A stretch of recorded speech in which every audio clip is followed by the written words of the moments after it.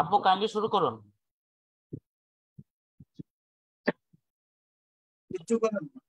আসসালামু আলাইকুম। আজকে আমরা বিএনপির পক্ষ থেকে, মিডিয়া সেলের পক্ষ থেকে যে টক শোটার আয়োজন করেছি, অনুষ্ঠানটার, এখানে আপনাদের প্রত্যেককে স্বাগত জানাচ্ছি। বিএনপি মিডিয়া সেল পরিচালিত টক শো ফোকাল পয়েন্ট থেকে আজকে আমাদের আলোচনার বিষয়বস্তু হচ্ছে বিপর্যস্ত বিদ্যুৎ খাত, সীমাহীন অব্যবস্থাপনা ও দুর্নীতি। আজকে এই বিষয়ে আলোচনা করবার জন্য আমাদের সাথে তিনজন বিজ্ঞ আলোচক আছেন। প্রথমেই আছেন জনাব এবিএম মোশাররফ হোসেন, প্রশিক্ষণ বিষয়ক সম্পাদক, জাতীয় নির্বাহী কমিটি, বিএনপি, এবং সেই সাথে আছেন অধ্যাপক ডক্টর কামরুল আহসান, সাধারণ সম্পাদক, জাতীয়তাবাদী শিক্ষক ফোরাম, জাহাঙ্গীরনগর বিশ্ববিদ্যালয়। আরো আছেন ইরফানুল হক নাহিদ, সাবেক যুগ্ম সম্পাদক, ঢাকা সাংবাদিক ইউনিয়ন, এবং আমি অ্যাডভোকেট ফাহিমা নাসরিন মুন্নি, সহ আন্তর্জাতিক বিষয়ক সম্পাদক, বিএনপি। শুরুতেই মোশাররফ ভাই, আপনাকে দিয়ে শুরু করি। যে আপনি জানেন খুব ভালো করেই যে সারা দেশে এই গত বেশ কিছুদিন ধরেই আমাদের যে জনজীবনে ভয়ঙ্কর রকমের আপনার দুর্ভোগ নেমে এসেছে, লোডশেডিং। ঢাকা শহরে তো 10 বার 12 বার কারেন্ট যাচ্ছে, গ্রামে গঞ্জে 1 ঘন্টা 2 ঘন্টা কারেন্ট থাকছে। আপনি জানেন, সবই জানেন আপনারা। পায়রা বিদ্যুৎ বন্ধ হয়ে গেছে, আর একটা বিদ্যুৎ কেন্দ্র বন্ধ হয়ে গেছে। এখন এই রকম অবস্থায় অসহনীয় যে লোডশেডিং, আমাদের দেশের মানুষ আজকে যেই অবস্থায় আছে, এবং বিদ্যুৎ খাতে যে ব্যাপক দুর্নীতি আর অনিয়মের যে অভিযোগগুলো উঠেছে, সেটা নিয়ে বিএনপি আমরা মাঠে আছি, রাজপথে আন্দোলন, মিছিল, সংগ্রাম, সেখানে বাধা বিপত্তির ব্যাপার আছে, আপনি সেটাও বলবেন। আরেকজন এমপি সাহেব আবার বলেছেন সংসদে যে বিদ্যুৎ বিল বাড়িয়ে দিলে লোডশেডিং থাকবে না। তো এই নিয়ে আশা করি আপনার খুব সুচিন্তিত বক্তব্য। আমরা 5 মিনিট করে প্রথমে সূচনা বক্তব্য শুনবো, তারপরে আবার আমরা আসবো। ধন্যবাদ মুন্নি আপু, আপনাকে ধন্যবাদ। আমার সহ আলোচক কামরুল হাসান স্যার, অধ্যাপক এবং নাহিদ ভাই সহ যে সকল দর্শক আমাদেরকে শুনছেন, আমি সবাইকে শুভেচ্ছা জানাচ্ছি। আসলে আমরা যারা সমাজে বাস করি, আমাদের সমাজের নিত্য প্রয়োজনীয় বেশ কিছু জিনিসের প্রয়োজন আমাদের সব সময়। যেমন আমাদের মৌলিক যে চাহিদা, অন্ন, বস্ত্র, খাদ্য, বাসস্থান, এর পাশাপাশি আজকালকার আধুনিক জীবন ব্যবস্থায় আপনার এই যে বিদ্যুৎ নামক একটি বিষয়, এটাকে কোনোভাবে অস্বীকার করা যায়, কারণ এটা আমাদের জীবনের প্রতিটি ক্ষণে, প্রতিটি মুহূর্তে আমাদের প্রয়োজন। এবং একটা রাষ্ট্রের দায়িত্ব হলো তার নাগরিকদেরকে, তার নাগরিক যে চাহিদাগুলি আছে সেই চাহিদাগুলি পূরণ করা। কিন্তু আমরা লক্ষ্য করছি যে বর্তমান সরকার যারা ক্ষমতায় আছে, বিশেষ করে বাংলাদেশ আওয়ামী লীগ, তারা ক্ষমতায় আসার পর জনস্বার্থটাকে যেন তারা কেমন একটা গুরুত্ব না দিয়ে একটা বিশেষ গোষ্ঠী স্বার্থকে তারা সবসময় গুরুত্ব দিয়ে থাকে, যার মাসুলটা কিন্তু আমরা যারা জনগণ আছি, আমরা যারা ভোক্তা আছি, আমরা যারা নাগরিক আছি, এটা আমাদেরকে, এই মাসুলটা কিন্তু আমাদেরকে দিতে হবে। আজকে আপনি যে বিষয়টা নির্ধারণ করেছেন যে এই বিদ্যুৎ খাত, এই বিদ্যুৎ খাত বাংলাদেশে এখন সবচেয়ে কিন্তু আলোচিত বিষয়। আজকে আপনি জানেন যে যারা সরকার ক্ষমতায় আছে তারা নানা ধরনের যুক্তি উপস্থাপন করছে, কিন্তু আমি আপনাকে একটা তথ্য প্রমাণ দিয়ে আমি দেখিয়ে দিতে পারবো যে বাংলাদেশের এই বর্তমান বিশ্ব পরিস্থিতির কারণে অথবা ইউক্রেন রাশিয়ার যুদ্ধের কারণে অনেক প্রভাব কিন্তু আমাদের দেশে পড়ে, কিন্তু সরকার কিন্তু এই অজুহাত দিয়ে এটা জনগণকে একটা বিভ্রান্ত করার চেষ্টা করছে। যেমন আমি যদি বলি, প্রথমেই আমাদের এই যে আপনি বিদ্যুতের সাথে আমাদের নিত্য প্রয়োজনীয় জিনিসের একটি কিন্তু সম্পর্ক আছে।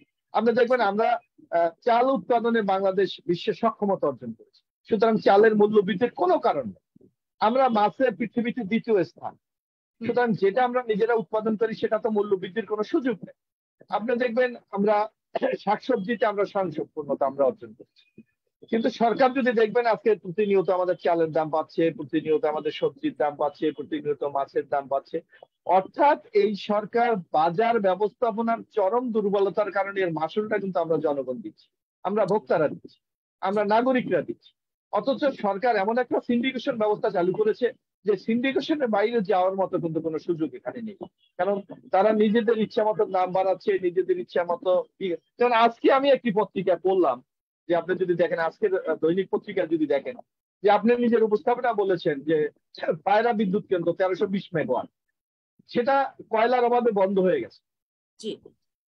অথচ এই পায়রা বিদ্যুৎ কেন্দ্র আমার যেখানে জন্মস্থান, আমার বাড়ি থেকে মাত্র মানে খুব কাছেই, আমার সোজা কথা, আমি যে উপজেলা বসে আমার উপজেলা এটা অবস্থান, কিন্তু সেখানে আপনি দেখবেন যে আজকে কয়লার কারণে বন্ধ হয়ে গেছে। তো সুতরাং সরকারের এই পরিচালনার কত দুর্বলতা যে একটি ফ্যাক্টরিতে কয়লার অভাব দেখা দিচ্ছে, সরকার সেইটার মানে সংগ্রহ করার জন্য কোনো পদক্ষেপ গ্রহণ করেনি। অথচ আজকের পত্রিকা আমি দেখেছি, ঠিক আজকে আমাদের জ্বালানি প্রতিমন্ত্রী যিনি আছেন নসরুল হামিদ বিপু, উনি বলেছে পায়রা বন্ধ করলে অসুবিধা নেই, আমরা চট্টগ্রামের ওই যে এস আলম গ্রুপ থেকে আমরা 500 মেগাওয়াট নিতে পারি।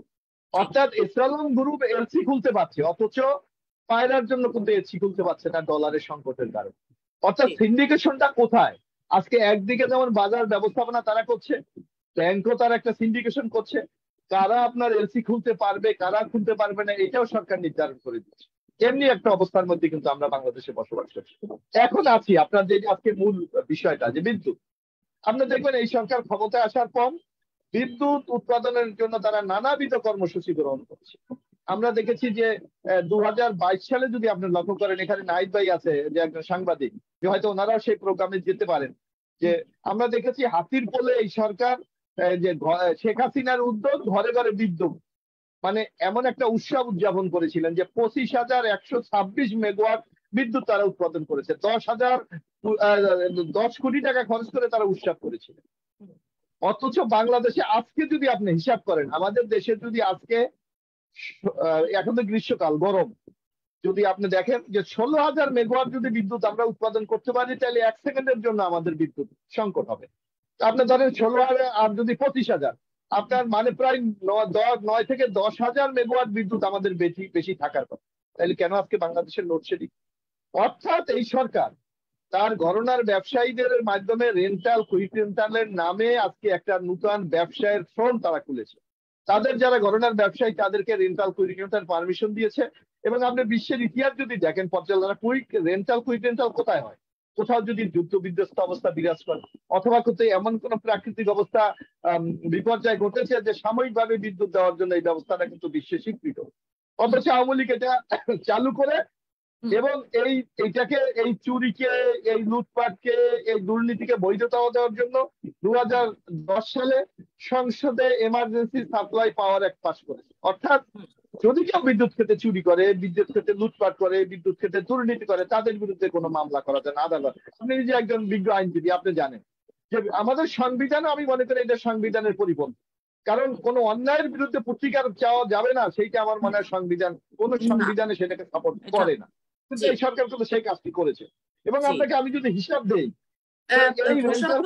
5 মিনিট হয়ে গেল, এর পরের আরে এসে তারপর আমি 1 মিনিটে শেষ করে দিচ্ছি। ঠিক আছে, আপনি দেখবেন এই রেন্টাল কুইক রেন্টাল নামে তারা আওয়ামী লীগের ঘরানার ব্যবসায়ীদেরকে গত 12 বছরে প্রায় 90,000 কোটি টাকা তারা ক্যাপাসিটি ট্যাক্সের নামে ভাড়া দিয়েছে। আজকে আবার ক্রাইসিস, কেন আজকে তারা আমাকে বিদ্যুৎ দিতে পারছে না? অর্থাৎ এটা একটা সিন্ডিকেশন। এই সিন্ডিকেশনের মাধ্যমে সরকার যেমন লাভবান হচ্ছে, তার ঘরানার ব্যবসায়ীদেরকে লাভবান করছে, আর দুর্ভোগে ফেলছে আমাদের জনগণকে। সুতরাং এই অবস্থা একটা অনির্বাচিত সরকারের যে চরিত্র থাকে বর্তমানে বাংলাদেশে, সেইটাই বিদ্যমান। ধন্যবাদ আপনাকে। অনেক ধন্যবাদ মোশাররফ ভাই, অনেক ধন্যবাদ। আপনার খুব সুচিন্তিত বক্তব্য আমরা শুনলাম সূচনা বক্তব্যে। এখন আমি অধ্যাপক ডক্টর কামরুল আহসান সাহেব আছেন আমাদের সাথে, সাধারণ সম্পাদক জাতীয়তাবাদী শিক্ষক ফোরাম জাহাঙ্গীরনগর বিশ্ববিদ্যালয়। আপনাকে খুব বিনীতভাবে আমি অনুরোধ করছি আপনার বক্তব্য, যে আপনি কিভাবে দেখছেন এই অসহনীয় লোডশেডিং এবং সেই সাথে অব্যবস্থাপনা আর জড়িয়ে আছে দুর্নীতি তো ভয়াবহ যে একটা অবস্থা তৈরি করেছে। সবকিছু মিলিয়ে আপনি যদি বলেন।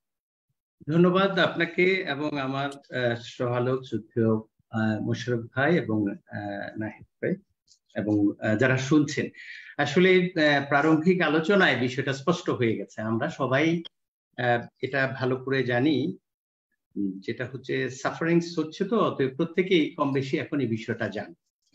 প্রশ্ন হচ্ছে যে বিষয়টা আমরা জানি না সেটা হচ্ছে দু একটা বিষয় একটু স্পর্শ করি। সেটা হলো বিদ্যুৎ সম্পর্কে আমাদের একটা ধারণা হচ্ছে কি এটা আসলে প্রাথমিক জ্বালানি নাকি এটা দ্বিতীয় পর্যায়ে। আসলে বিদ্যুৎটা হচ্ছে দ্বিতীয় পর্যায়ের একটা জ্বালানি। প্রাথমিক জ্বালানির পর্যায়ে পরে হচ্ছে তেল, গ্যাস, কয়লার মতো জিনিস। এখন বিদ্যুৎ কেন উৎপাদন করা যাচ্ছে না? আসলে সেগুলোর সরবরাহ কমে গেছে। তো কেন কমে গেল? আসলে আমদানি নির্ভর আমরা আমাদের নিজেদের।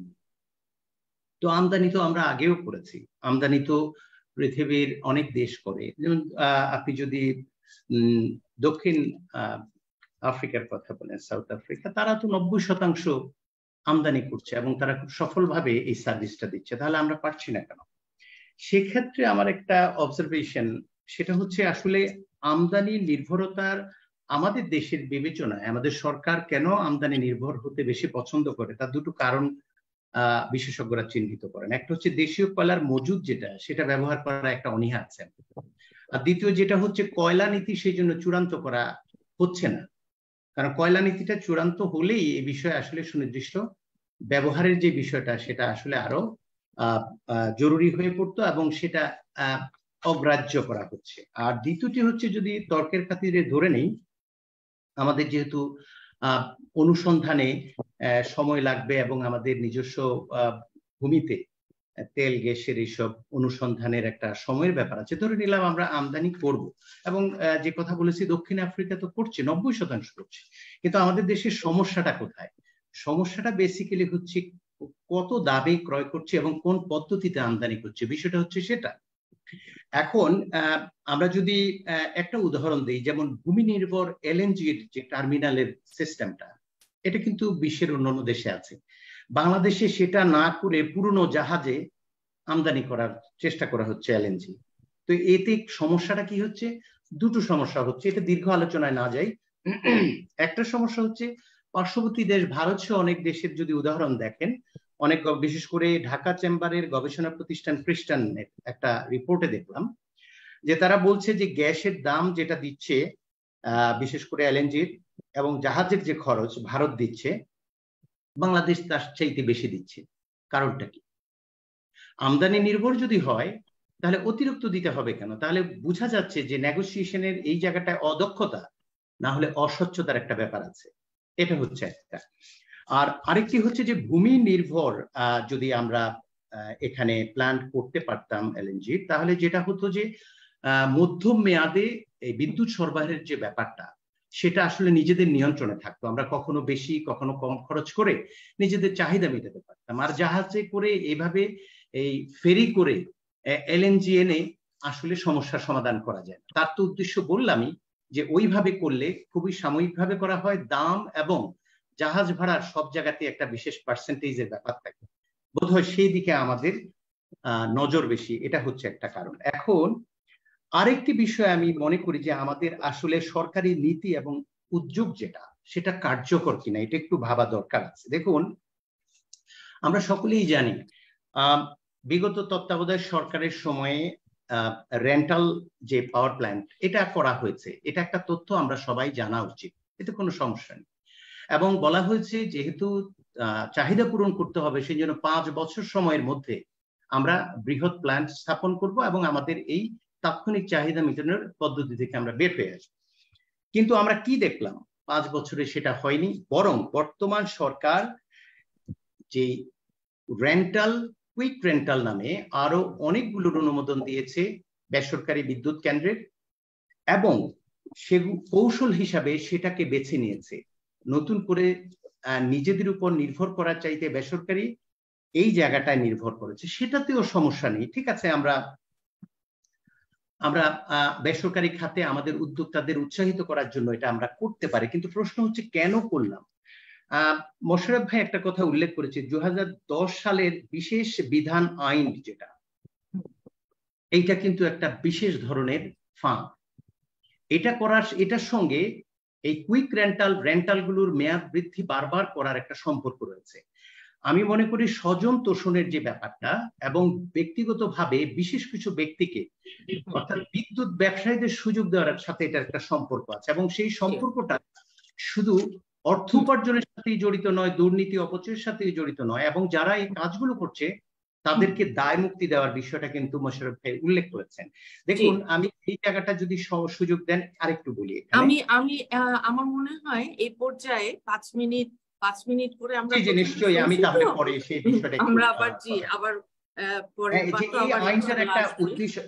আইনটা একটা উদ্দেশ্য রয়েছে এবং দায় মুক্তি কেন দিচ্ছে আমরা সেই বিষয়ে সুযোগ পেলে কথা আপনি নিশ্চয়ই বলবেন।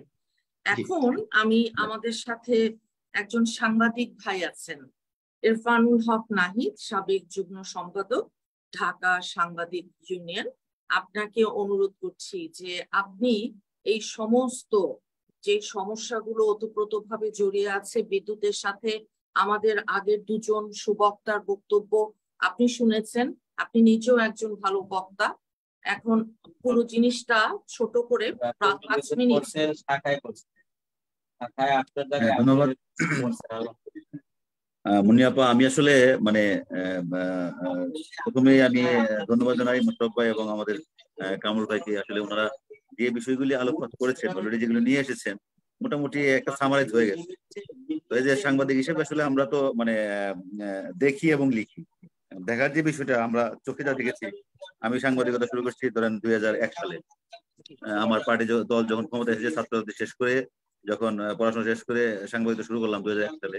তিনটা পিরিয়ড, একটা হচ্ছে 2001 থেকে 2006 এবং এই যে তথাকথিত তত্ত্বাবধায়ক সরকার 2 বছর, আর এই এদের দুঃশাসনের 15 বছর। এই মোটামুটি 22-23 বছর আমি সচক্ষে দেখেছি। তো যা দেখেছি তাতে প্রথমে আমার খটকা মানে যখন 2010 সালে দায় মুক্তি আইনটি হলো, কি উদ্দেশ্য হয়েছিল শুরুতে কিন্তু আমরা আজ করতে পেরেছিলাম যে আসলে বিদ্যুতের যে পাওয়ার প্ল্যান্ট গুলি হচ্ছে এগুলির বিষয়ে কথা বলা যাবে না, কোথাও মামলা করা যাবে না, আইনের আশ্রয় নেওয়া যাবে না। এটা তো আসলে স্পষ্ট সাংবিধানিক যে একটা নাগরিকের অধিকার লঙ্ঘন। তো একটা আইন দিয়ে একটা আইনকে আসলে কিল করা যায় না। তো 102 যে আর্টিকেল আছে, 102 তে যে আমরা যেটা নাগরিক সুবিধা পাই, এই তার মানে 2 বছরের জন্য যে 2010 সালে যে দায় মুক্তি আইনটি করা হয়েছিল, ওইটাই আসলে কিন্তু পর্যায়ক্রমে বাড়িয়ে এখন কিন্তু প্রায় হচ্ছে এটা প্রায় 15 বছর, এটার মেয়াদ প্রায় 15 বছর হয়ে গেছে। তার মানে কি উদ্দেশ্য ছিল খুব পরিষ্কার। উদ্দেশ্যটা ছিল যে কুইক রেন্টাল। আমি কিছু পরিসংখ্যান দিই। মোশাররফ ভাই বলেছেন যে এ পর্যন্ত প্রায় 80,000 কোটি টাকা পে করা হয়েছে কুইক রেন্টালের শুধুমাত্র ক্যাপাসিটি চার্জ। মানে কি ওই জায়গার ভাড়া। মানে এটা হচ্ছে যে ধরুন একটা পদ্ধতি, মানে রাষ্ট্রীয় সম্পদ ব্যক্তিগতভাবে লুটের একটা পদ্ধতি হচ্ছে কুইক রেন্টাল, এবং এটার ক্যাপাসিটি চার্জের নামে যেটা দেওয়া হয়েছে ধরেন প্রায় আমার হিসাবে আসে হচ্ছে, যেটা আমি স্টাডি করে বের করেছি, প্রায় 2 লক্ষ কোটি টাকা। তো 2 লক্ষ কোটি টাকা গত 13 বছরে 14 বছরে এই সরকার পে করেছে। কাকে দেখবেন আপনি? কারা এই কুইক রেন্টালের বেনিফিশিয়ারি, উদ্যোক্তা দেখবেন যে সবাই হচ্ছে মানে এটা হচ্ছে গিফট, পারিবারিক আত্মীয় স্বজন, রাজনৈতিক সহকর্মী, তারপর দেখবেন যে তাদের যে পন্থী যে ব্যবসায়ী দেখবেন, ওদের যে গ্রুপ অফ ইন্ডাস্ট্রির যে ভিজিটিং কার্ড, আমার কাছে বেশ কিছু ব্যবসায়ী কার্ড আছে, প্রত্যেকটা ব্যবসায়ীর একটা করে কুইক রেন্টাল আছে। দেখবেন অনেক ব্যবসা, সে কাপড়ের ব্যবসায়ী, সে মুদির ব্যবসায়ী, বড় মৌলভীবাজারের তেল ব্যবসায়ী, কিন্তু তার একটা কুইক রেন্টাল পাওয়ার প্ল্যান্ট আছে। কারণ কি? সে হচ্ছে সরকারের পক্ষের একজন লোক, সরকারের পক্ষের ব্যবসায়ী। তো এটা খুবই বাস্তবতা যে এদেরকে মুক্ত করার জন্য আসলে দায় মুক্তি। কিন্তু বাংলাদেশের রাজনৈতিক প্রেক্ষাপট যা বলে, আমরা যতটুকু দেখেছি, আমাদের বয়স খুব কম, আমরা মোশাররফ ভাইদের অনেক জুনিয়র, ওনাদেরকে ছাত্রদের দেখে আমরা উৎসাহিত হয়েছি। আসলে দায় মুক্তি আইন দিয়ে দায় মুক্ত হওয়া যায় না। বাংলাদেশের বর্তমান যে রাজনৈতিক প্রেক্ষাপট, যে অবস্থা চলছে, আমি গতকালকে গ্রাম থেকে এসেছি, আমার গ্রামের বাড়ি কিশোরগঞ্জে। তো ওখানে বিদ্যুতের যে অবস্থা, মানুষের মানসিক অবস্থা যে অবস্থা দাঁড়িয়েছে, এই সরকার ধরেন হচ্ছে যে পুলিশ দিয়ে, তারপরে র্যাব দিয়ে, তারপর তাদের প্রশাসনিক ক্ষমতা দিয়ে মানুষকে কতদিন আটকে রাখবে? আর এখানে যে আরেকটা বিষয় আমি খুব সংক্ষেপে তুলে ধরতে চাই, এই সরকার, ওই জন্য দেখলাম যে এই সরকারের একজন প্রতিমন্ত্রী সংসদে দাঁড়িয়ে বলছে যে বিদ্যুতের যে দুর্নীতি সেটা আমরা প্রকাশ করব। ঠিক আছে, কি প্রকাশ করবে? আমি নিউজের ডিটেলসে গিয়ে দেখি, সে বলতেছে যে 2001 সাল থেকে 2006 সাল পর্যন্ত যেটা হয়েছে এটা। তো 2001 সাল থেকে 2006 সালে কি হয়েছে? 2001 সাল থেকে 2006 সাল পর্যন্ত সর্বমোট বিনিয়োগ ছিল 1,000 কোটি টাকা, 11,000 কোটি টাকা প্লাস হচ্ছে বিদ্যুৎ খাতে। তো এখানে দুর্নীতি কি হয়েছে আমি জানি না, আমার জানা নাই কোনো দুর্নীতি হয়েছে কিনা। কিন্তু আওয়ামী লীগ কিন্তু এটাকে চালিয়েছে যে 20,000 কোটি টাকা লুটপাট হয়েছে বিদ্যুৎ খাতে, 20,000 কোটি টাকা লুটপাট হয়েছে বিদ্যুৎ খাতে। এটা আওয়ামী লীগ কিন্তু ওই যে গোয়েবলসীয় কায়দায় মানুষের মগজের মধ্যে ঢুকিয়ে দিয়েছে 20,000 কোটি টাকা। বাস্তবতা হচ্ছে 11,000 কোটি টাকা বিনিয়োগই হয়েছে। তাহলে যেখানে 11,000 কোটি টাকা বিনিয়োগ হয় সেখানে 20,000 কোটি টাকা লুটপাট হয় কিভাবে? তো এই বিষয়গুলি আমাদের আসলে মিডিয়াতে, আমরা যারা মিডিয়া কর্মী আছে, আমাদের পক্ষে যারা মিডিয়া আছে, এই বিষয়গুলি ভালোভাবে এখনো মানুষের সামনে উপস্থাপন করতে পারি নাই বলেই কিন্তু মানুষের এই যে সেন্সটা কাজ করতেছে না। কিন্তু আজকে বিগত ধরেন 1 মাস 2 মাস বা 3 মাস 6 মাস যাবত এই বিদ্যুৎ যখন এই বিপর্যয় অবস্থায় পড়েছে, তখন কিন্তু মানুষ আস্তে আস্তে বুঝতে শুরু করেছে। এবং আমাদের এই প্রচারগুলো, এই মানুষের মগজে যে ঢোকানোর বিষয়গুলি আরো সিরিয়াস থাকতে হবে। আমি আরেকটা বিষয় আপনার দলে জানতে চাই যে বাংলাদেশের বর্তমানে আমরা যে অবস্থা আছে, মনে করেন যে আমরা যে আলোচনার যে জায়গাগুলি, যেমন সংসদে আমাদের হচ্ছে কি, সংসদে কি আসলে কি বাস্তবতে কোনো আমাদের জনগণের আশা আকাঙ্ক্ষার প্রতিফলন ঘটাচ্ছে? কখনোই না। সংসদে গান বাজনা হয়, সংসদে নর্তকীর নাচ হয়, সংসদে গালিগালাজ হয়, সংসদে আমাদের শ্রদ্ধেয় নেতাদের হেয় প্রতিপন্ন করার একটা মানে কার্টুন প্লেস হচ্ছে সংসদ। কারণ কি, এখানে সংসদে যারা সাংসদ হয়েছে আপনি দেখবেন যে মেম্বার হওয়ার যোগ্যতা রাখে না সেও সাংসদ হয়ে গেছে। সংসদটা হচ্ছে একটা জায়গা যেখানে আইন প্রণয়ন হবে, দেশের ভাগ্য বিনির্মাণে ওনারা কাজ করবেন। মমতাজের মতো মহিলা ওখানে এমপি, আরো আছে, আমি একটা উদাহরণ দিলাম, মমতাজ না খেলে এরকম আরো আছে। তো এইসব হাস্যরসাত্মক এই যে ব্যঙ্গ বিদ্যুৎ করার জন্য এই সংসদে বসে বসে কোটি কোটি টাকা মানুষ রাষ্ট্রের সম্পদ ধ্বংস করা হচ্ছে। আর আজকের যে আমাদের সাবজেক্ট বিদ্যুৎ বিপর্যস্ত, অব্যবস্থাপনা, দুর্নীতি। অব্যবস্থাপনা দুর্নীতি যেখানে থাকবে এখানে বিপর্যস্ত তো অবশ্যম্ভাবী। অব্যবস্থাপনা কিরকম? অব্যবস্থাপনার সুযোগটা তৈরি হয় যখনই জবাব দিতে থাকে না। আপনি যদি জবাব দিতে জায়গাটা থাকে তাহলে কিন্তু আপনি ব্যবস্থাপক হিসেবে আপনি কিন্তু ভালো ব্যবস্থাপনা করবেন, যাতে আপনি জবাব দিতে করতে পারেন। যখনই আপনি রাষ্ট্রের কোনো সরকার বিনা ভোটে বা রাতের ভোটে যেভাবে দেখেন জবাবদিহিতার বাইরে এসে যখন রাষ্ট্র ক্ষমতায় অধিষ্ঠিত হবে, তখন তার এই অব্যবস্থাপনাটা তাকে চেপে বসবে। ওই অব্যবস্থাপনা তাকে দুর্নীতির দিকে টেনে নিবে, এবং ওই দুর্নীতি যখন হবে তখন বিপর্যস্ততা তো অবশ্যম্ভাবী। সুতরাং আমি মনে করি যে এই যে বিষয়গুলি আছে, যে আপনি ধরেন অনেক ধন্যবাদ। জি জি ইরফানুল হক নাহিদ ভাই, এই পর্যায়ে আমরা একটা পজ নেই, কারণ আমরা তো 5 মিনিট করে সূচনা বক্তব্য শুনছি। তো এখন আমি আবার আমাদের প্রথম বক্তা, আমাদের আজকে ABM মোশাররফ হোসেন ভাই, প্রশিক্ষণ বিষয়ক সম্পাদক, আমাদের নেতা বিএনপির। মোশাররফ ভাই, আবার আপনার কাছে আসছি যে আপনার আরো কিছু বক্তব্য আপনি যদি শুরু করেন বলেন। হ্যাঁ, ধন্যবাদ। জি, আমি আসলে জনাব ইফরানুল হক নাহিদ এবং কামরুল হাসান, প্রফেসর ডক্টর কামরুল বক্তব্য শুনছিলাম। এখানে আপনি দেখবেন যে তাদের বক্তব্যের মাধ্যমে কিন্তু 2-3টি শব্দ বেরিয়ে। একটা হলো সরকারের একটা সুবিধাবাদী শ্রেণী, আরেকটা হলো দুর্নীতি, আরেকটা হলো যে সরকারের চরম অব্যবস্থাপনা। এই 3-4টি শব্দ যদি আমরা বিশ্লেষণ করি তাহলে আমরা মনে হয় যে টোটাল যে সংকটটা আমরা দেখতে পাবো।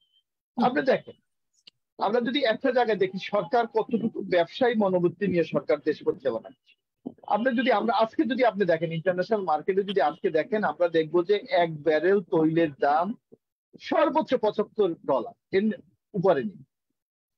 আমরা হিসাব করে দেখেছি $1 যদি আপনি 75 বাদ দেন, গভর্নমেন্ট বলতেছে $90, যদি আমরা $90 ধরি তাহলে আপনি দেখবেন $1 থাকে 159 লিটার।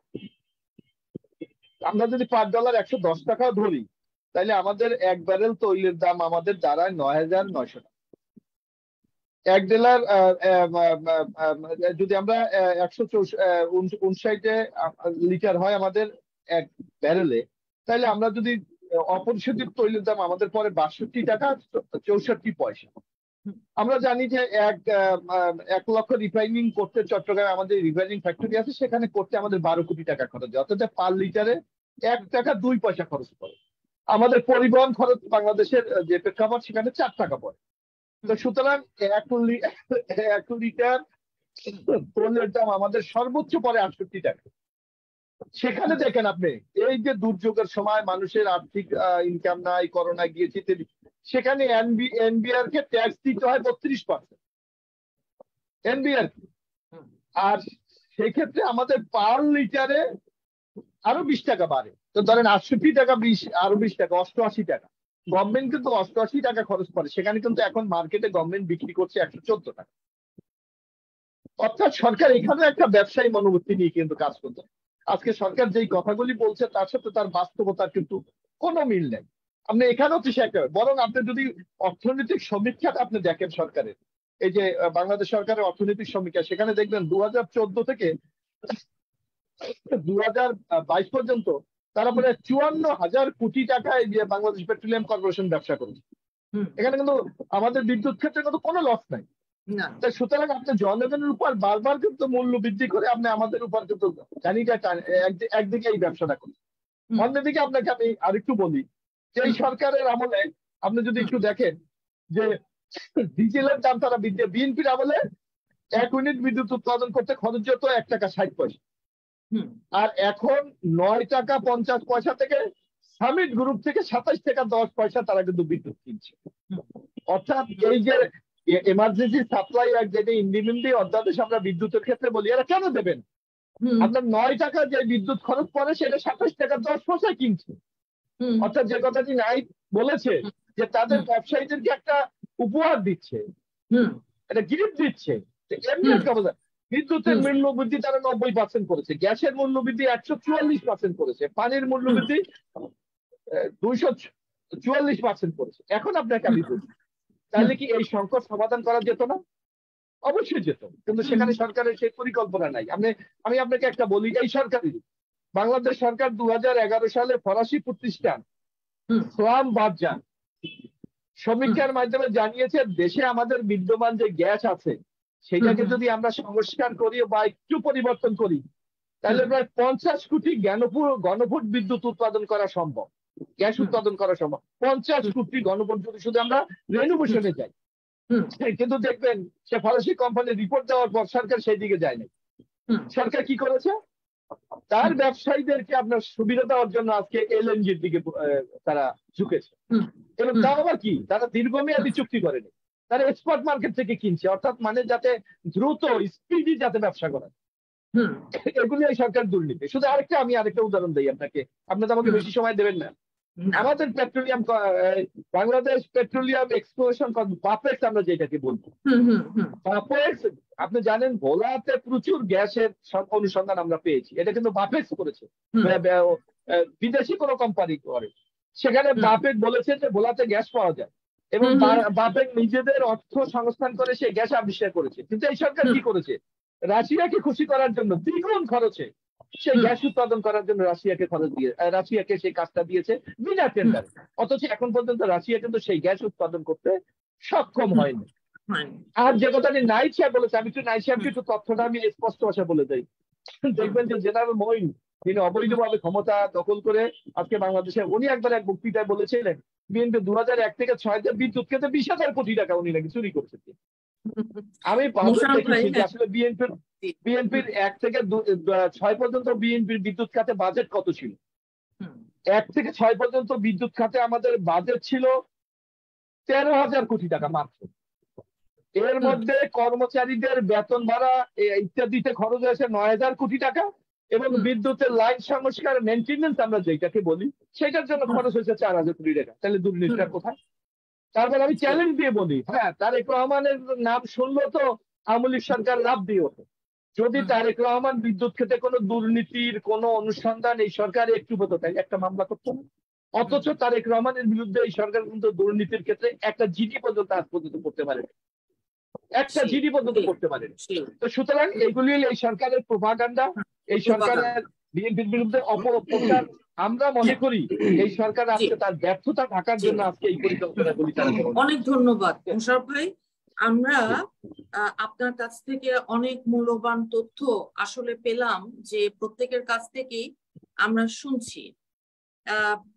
আমরা সবাই জানি যে এই কয়েকদিন আগে বিদ্যুৎ প্রতিমন্ত্রী বললেন যে বিদ্যুৎ পরিস্থিতি স্বাভাবিক হতে 2 সপ্তাহ সময় লাগবে। আর আরেকজন গায়িকা এমপিও বটে, উনি তো বলেছিলেন যে বিদ্যুৎ এখন ফেরি করে বিক্রি করতে হবে। আমাদের সাথে কি অধ্যাপক ডক্টর কামরুল আহসান ভাই আছেন? আমি ওনাকে দেখতে পাচ্ছি। জি,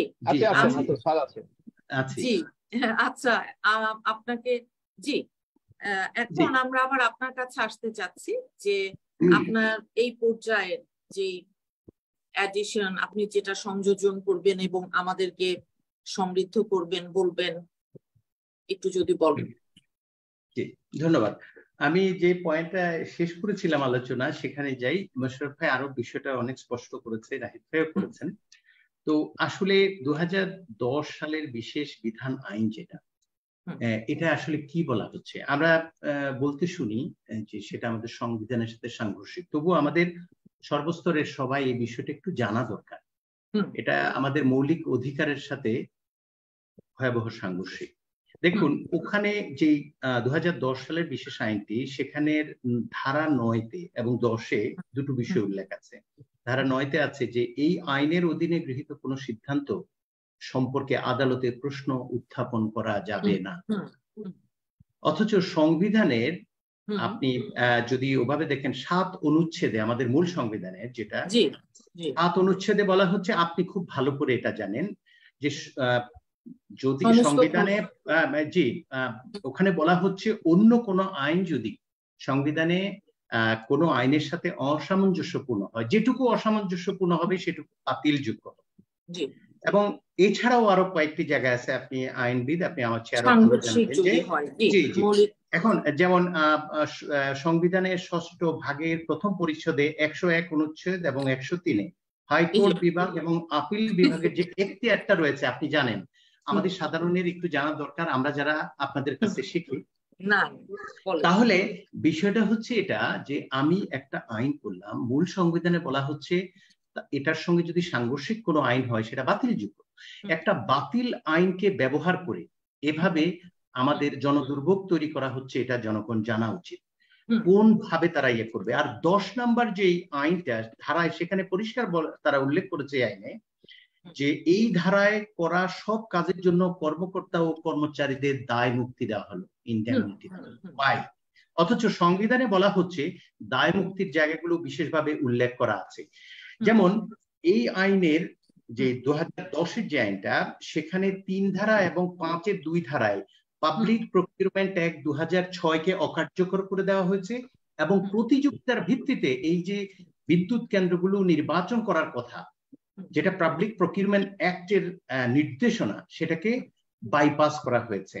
এবং সেটা কেন আমরা জানি, পৃথিবীর অন্যান্য জায়গায় উচ্চ আদালতে সাধারণ মানুষ যেটা বুঝবে যে ইংলিশ ল এর অধীনে বিভিন্ন দেশে উচ্চ আদালতে যে পাবলিক প্রকিউরমেন্ট বিষয়ক যে স্পিরিটটা, সেটা স্থির করা হয় যে এখানে প্রতিযোগিতার মাধ্যমে এই ধরনের বেসরকারি খাতে যে বিদ্যুৎ কেন্দ্র আর যাই বলি, এগুলাকে নির্বাচিত করতে হবে। আমরা কি করলাম, আমরা তোষণ নীতি আমাদের নিজেদেরকে দিতে হবে।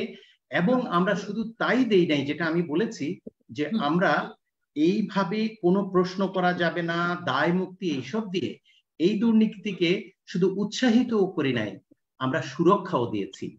এবং যার ফলাফল আজকে আমরা সবাই দেখছি কি, আমরা সাধারণ মানুষ ভোগান্তিতে পড়েছি। এবং একটি গোষ্ঠী স্বার্থে আইন করলে তার কি ধরনের ফলাফল হয় সেটা জাতি আজকে উপলব্ধি করছে এই ভয়াবহ লোডশেডিং এর মাধ্যমে। এটি হচ্ছে একটি বিষয়।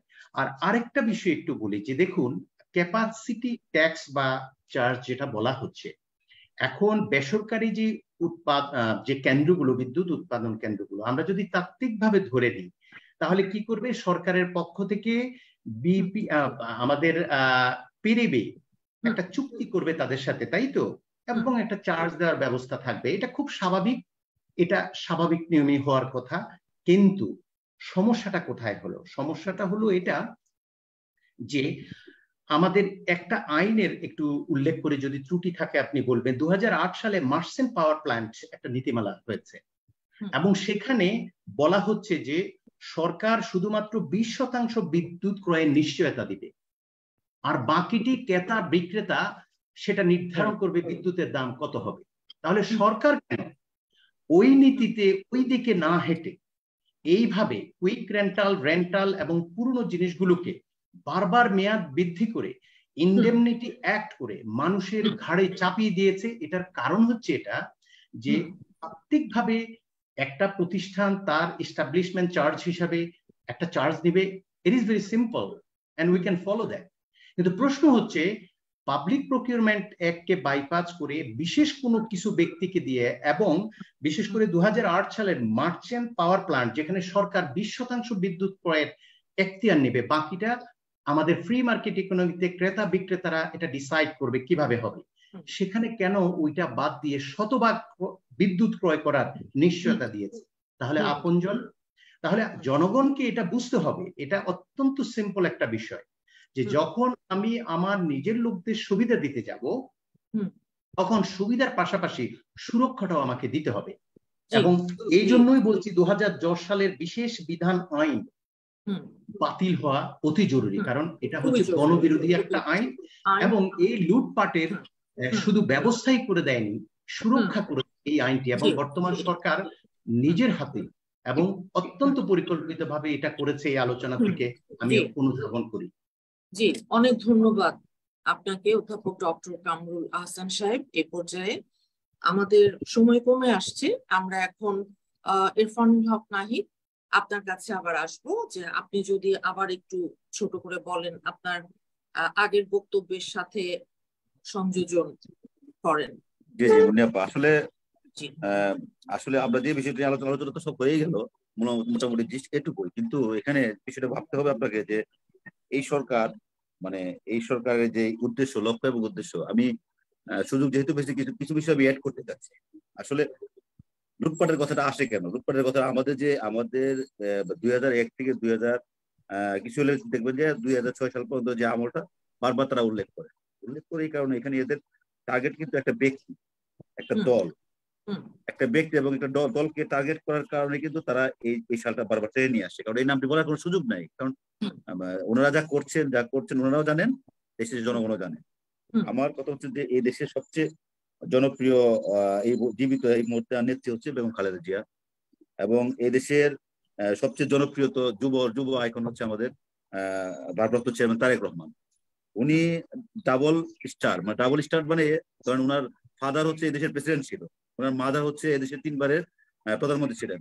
এরকম একটা ফ্যামিলি থেকে এরকম একটা সন্তান এসেছেন, এবং আমি 2001 সাল থেকে 2006 সাল পর্যন্ত যেহেতু খুব কাছাকাছি ছিলাম, রিপোর্টিং এ ফিল্ডে ছিলাম, উনি গ্রামে গ্রামে যেভাবে চষে বেরিয়েছেন, গ্রামে যে জোয়ার সৃষ্টি করেছিলেন, আপনি হয়তো বা মনে আছে মুন্নিয়াপ্পা, মানুষের যে জাগরণ তৈরি করেছিলেন, ওই জাগরণকে প্রতিহত করার জন্য এবং সম্মিলিত চক্রান্ত করে উনাকে প্রতিহত করার জন্য আসলে এই এত আয়োজন।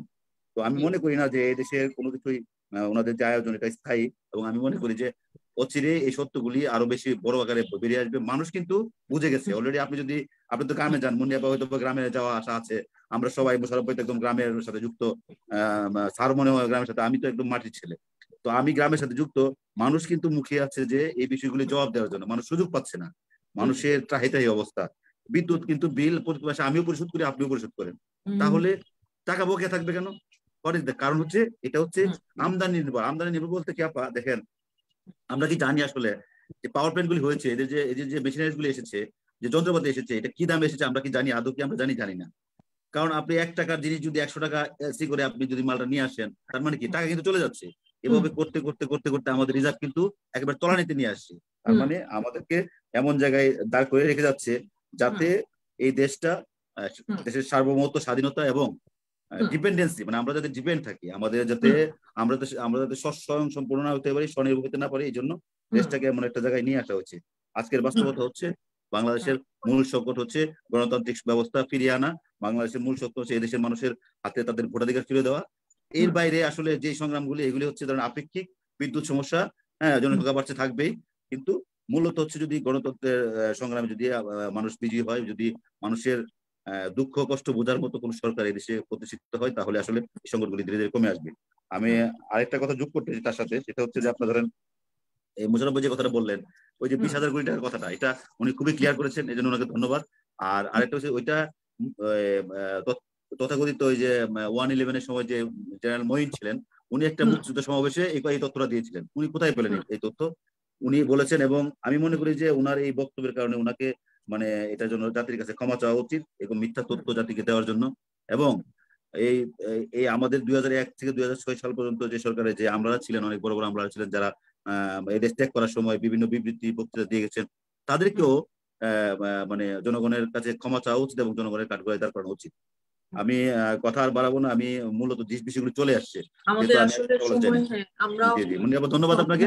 আমি আসলে ধন্যবাদ দিতে চাই আপনাকে আমাকে এই অনুষ্ঠানে আমন্ত্রণ জানানোর জন্য, আমার শ্রদ্ধেয় বড় ভাই মোশাররফ ভাই এবং আমাদের শ্রদ্ধেয় স্যার আছেন, এবং আপনাকেও ধন্যবাদ। ঠিক আছে, কতটুকু বলতে পেরেছি জানি না, চেষ্টা করেছি। আর থ্যাংক ইউ মুন্নি আপাজি, থ্যাংক ইউ।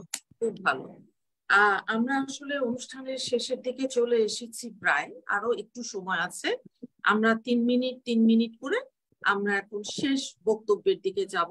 প্রথমেই আমি আবার ABM মোশাররফ হোসেন ভাইয়ের কাছে আসছি, যে মোশাররফ ভাই আপনি কি বলে এই যে এই সংকট থেকে দেশ আর জাতি কিভাবে আপনার মুক্তি পেতে পারে, যে যেখানে পাবলিক বিদ্যুৎ বিল দিয়ে যাচ্ছে রেগুলারলি, কিন্তু বকেয়া রাখছে বিল সরকার, আবার পাবলিকের 1 মাসের আপনার বাকি থাকলে বিল লাইন কেটে দিচ্ছে এসে, মানে ডাবল একটা বিপদের ভিতর আছে। আর ডলার সংকটের কথা শুনছি আমরা, যে কয়লা আমদানি ব্যাহত হচ্ছে। ইতিমধ্যে আপনি বলেছেন যে 2টো বিদ্যুৎ কেন্দ্র বন্ধ হয়ে গেছে। তো আসলে কি এখন আমরা কিভাবে, করণীয় কি? আসলে যে সরকার যদি জনগণ দ্বারা নির্বাচিত হলে তার প্রতি একটা দায়বদ্ধতা থাকে, আর যেখানে জনগণের প্রতি দায়বদ্ধতা থাকে না সেখানে সেই সরকারটা স্বৈরাচারী হয়ে যায়, একনায়কতান্ত্রিক হয়ে যায়, ফ্যাসিস্ট হয়ে যায়। আজকে বাংলাদেশের অবস্থা হয়েছে এই অবস্থা। আপনি দেখবেন এই সরকারদের দীর্ঘ প্রায় 14 বছর ক্ষমতায় আছে।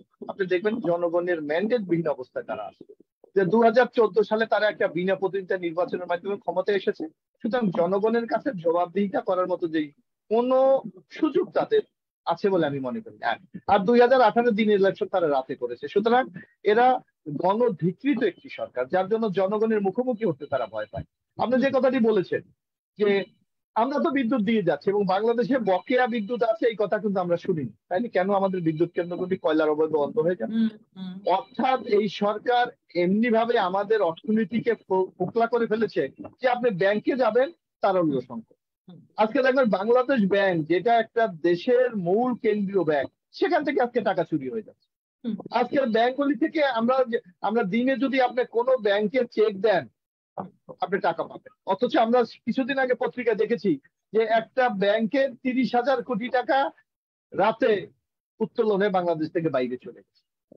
অর্থাৎ এই সরকারের জবাবদিহিতার কোনো জায়গাটুকু নাই। সুতরাং আমরা যারা জনগণ আছি, আমরা যারা নাগরিক আছি, একটাই লক্ষ্য, এই অগণতান্ত্রিক সরকারকে আমরা যত দ্রুত বিদায় করতে পারবো, যতক্ষণ জনগণের প্রতিনিধি আমরা নির্বাচন করতে পারবো, জনগণের কাছে দায়বদ্ধতার সরকার আনতে পারবো, তাছাড়া জনগণের মুক্তির কোনো পথ নাই।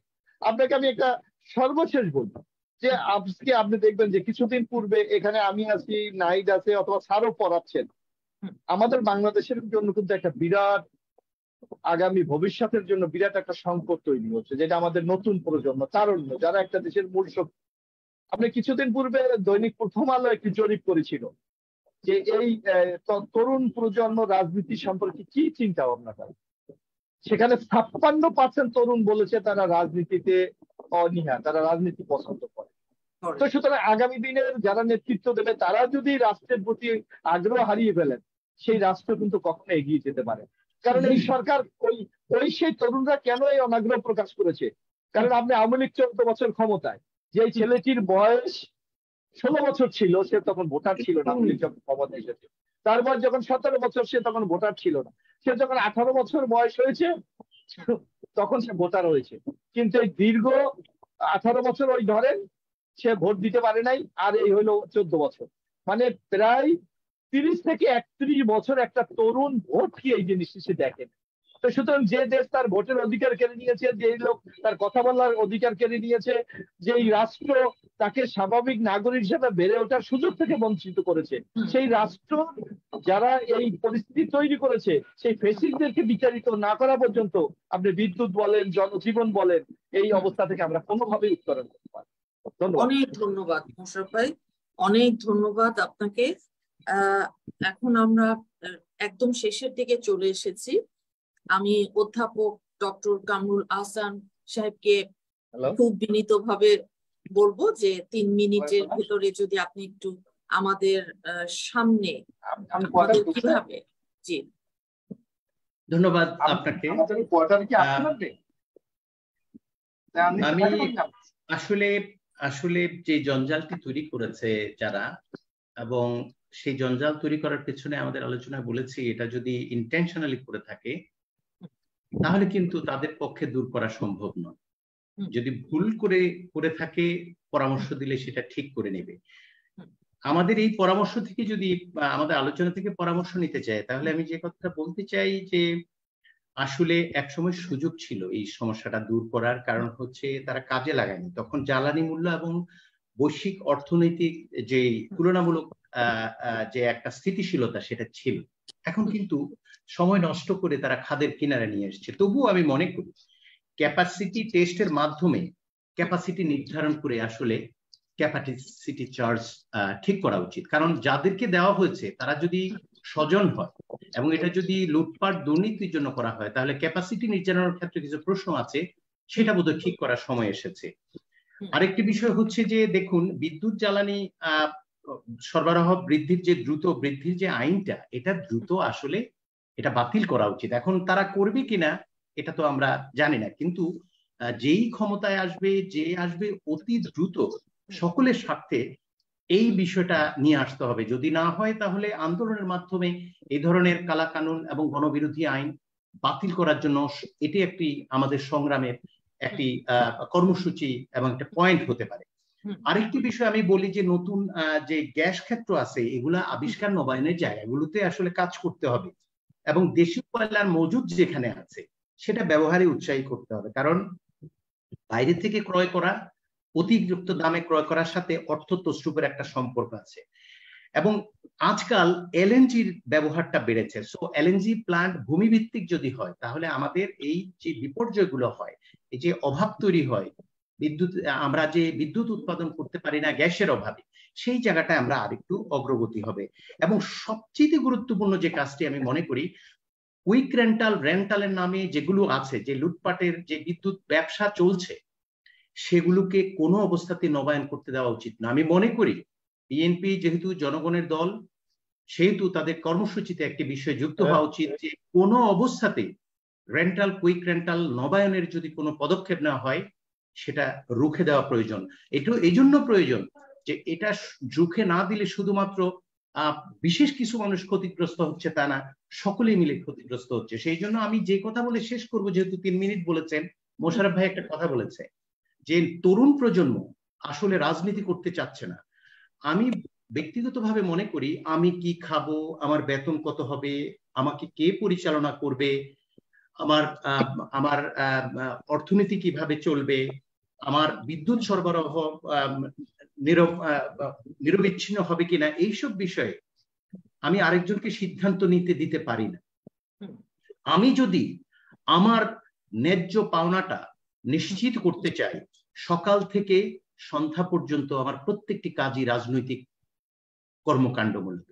ফলে যিনি মনে করবেন যে রাজনীতি থেকে দূরে থেকে আমি এটা সমাধান করব, তিনি স্বেচ্ছায় একটা দুর্বৃত্তের কাছে তার মৌলিক অধিকারগুলোকে জিম্মি করে দিচ্ছেন। নতুন প্রজন্মের ভাবা উচিত রাজনীতি অত্যন্ত ইতিবাচক বিষয়, দুর্জনের কাছে সেটা পরিত্যাজ্য। সেখান থেকে ভুল মেসেজ না নিয়ে বরং রাজনীতি আমাদের জীবনের সবচেয়ে বড় শক্তির জায়গা, পরিবর্তনের জায়গা, অধিকার আদায়ের জায়গা।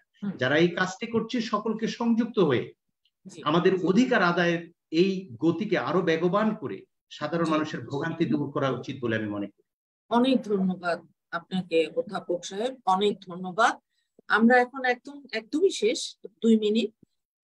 এর মধ্যে আমি আবারও আমাদের যে সাংবাদিক ভাই আছেন ইরফানুল হক নাহিদ, আপনি কিভাবে দেখছেন যে এটার আমরা কিভাবে মোকাবেলা করব, কিভাবে এর সমাধানে যাব? 2 মিনিট। আমি আসলে আরো সংক্ষেপে করতে পারবো। আমি মূল 2-3টা জায়গায় আসলে ফোকাস করতে চাই, ফোকাস করে শেষ করবো। ধরেন আজকে ডলার সংকট ভুগতেছে গভর্নমেন্ট, কিন্তু এসআলমের ডলার সংকট হচ্ছে না। আপনি এসআলমের ব্যাংক আছে 9-10টা, গভর্নমেন্টের কয়টা ব্যাংক আছে? তার মানে গভর্নমেন্ট এমন একটা জায়গায় চলে গেছে, সরকারের ভিতরে আরেকটা সরকার তৈরি হয়েছে, যেটা হচ্ছে আপনার তাদের সুবিধাভোগী ব্যবসায়ী সরকার।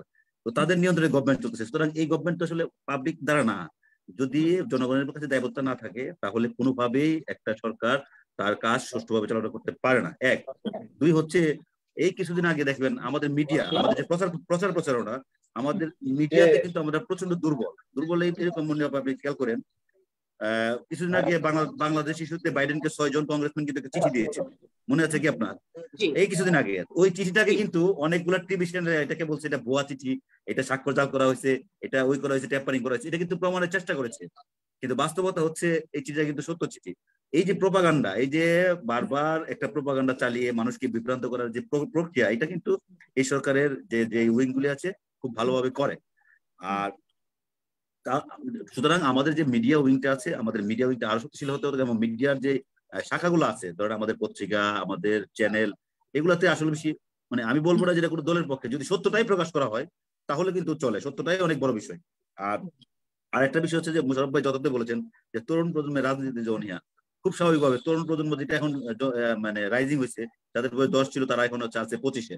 তো তারা এসে কি দেখেছে, তারা যা দেখেছে এতে করে আসলে তাদের রাজনীতি করার আগ্রহটা হারানোর কথা। আমরা যখন ছাত্র রাজনীতি করেছি, আমার মনে আছে আমি কলেজে যখন রাজনীতি করেছি, শুরুতে আমি ফার্স্ট ইয়ারে ক্লাসে গেছি, আমার বড় ভাইরা ক্লাসে এসে তো 5 মিনিট সময় দিত যে স্যার একটু সময় দেবেন, আমরা একটু বক্তৃতা করবো। তো ছাত্রদলের পোলাপান এসে বক্তৃতা করলো যে আমার এই উদ্দেশ্য 19 দফা নানান কিছু 5 মিনিট আমাদের বোঝাতো। আমরা উৎসাহী হয়ে আমরা কিন্তু দলে জয়েন করেছি, ছাত্র দলটা করেছি। তো আমরাও পরবর্তীতে আমরা একই করছি। ওই কালচারটা তো নাই এখন। একটা দল ছাত্রলীগ দিয়ে সব চলে, ছাত্রলীগ মানে হচ্ছে সব। তো আমি এই জায়গাটাগুলোতে সমস্যা আছে। আর সর্বোপরি একটা কথা বলতে চাই আমি, যে অনির্বাচিত বা বিনা ভোটে নির্বাচিত বা জনগণ ছাড়া নির্বাচিত যে কেউ হোক, সে স্বৈরাচারী মনোভাব পোষণ করবেই। আর স্বৈরাচারী মনোভাব, হ্যাঁ, স্বৈরাচার দ্বারা আসলে কোন জনগণের কল্যাণকর রাষ্ট্র প্রতিষ্ঠা করা সম্ভব না। ধন্যবাদ আপা, আপনাকে মুন্নি আপা, আপনাকে ধন্যবাদ, মোশাররফ ভাই ধন্যবাদ, স্যারকেও ধন্যবাদ আমাকে সুযোগ দেওয়ার জন্য। অনেক ধন্যবাদ। আজকে যারা আমাদের সাথে দর্শক হিসেবে এই টক শোটি দেখেছেন, মূল্যবান মতামত শুনেছেন আপনারা, আমাদের বিজ্ঞ আলোচক যে 3 জন ছিলেন প্রত্যেকেরই। আমরা শুধু শেষ করব একটা কথা বলে, যে দেখেন, মহান মুক্তিযুদ্ধের মধ্যে দিয়ে যে দেশটা জন্ম নিয়েছিল, স্বপ্ন দেখেছিল, সেই স্বপ্নটা আসলে কি ছিল? বাংলাদেশের জনগণ আসলে কি স্বপ্ন দেখেছিল? ন্যায় বিচার, মানবিক মর্যাদা, সাম্য, যে জিনিসগুলো আজকে আমাদের দেশে জনগণের সামনে থেকে একেবারে হারিয়ে গেছে। আজকে আমরা আইনের শাসন, আপনি মানবাধিকার, আন্তর্জাতিক সূচকগুলোয় অত্যন্ত নিম্নগামী। কাজেই আমরা আসলে বিশ্বাস করি যে জনগণই হবে সমস্ত উন্নয়নের কেন্দ্রবিন্দু। আর যে সমস্ত বাধা জনগণের মেধা, শ্রম, উদ্যোগ এগুলোকে আপনার দমিয়ে দেয়, সেগুলোকে দূর করবার জন্যেই, জনগণকে সাথে নিয়েই আমরা কিন্তু সামনের দিনগুলোতে আমাদের একটা কথা শুধু মাথায় রেখে, যে দলের থেকে দেশ বড়। আমরা প্রত্যেকে আমাদের এই দেশটাকে ভালোবাসি। আপনারা সবাই ভালো থাকবেন। অনেক ধন্যবাদ। আসসালামু আলাইকুম।